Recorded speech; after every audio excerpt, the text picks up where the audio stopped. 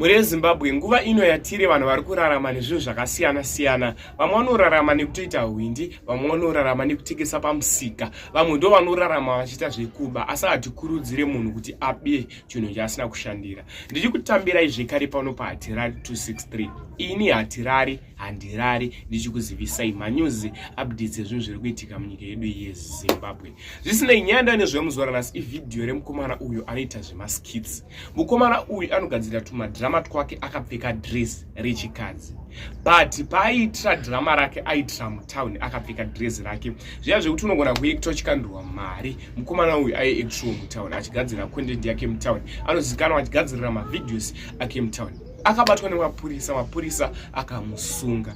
Vanhu panga kuvunza vachiti kana asungirwa kupfeka dress mukomana uyu iriyo nyaya yaasungirwa. Mama V vari kudi kusungwa nekuti vanobuda vakapfeka dress.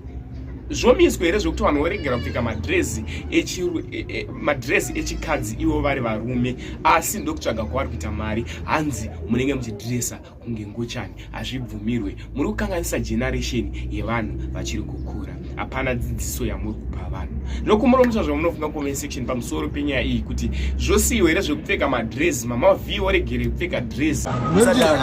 Angori mavideo pa TikTok andechita bambona yakanyanya zero. One makundi maurara vanhu vakungana. Content yechiya unonge chite.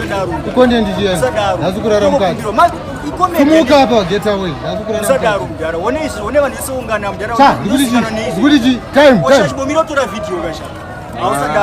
Makruwa. Wasunga wega. Unorodza vamwe cha. Makruwa. Unorodza vamwe.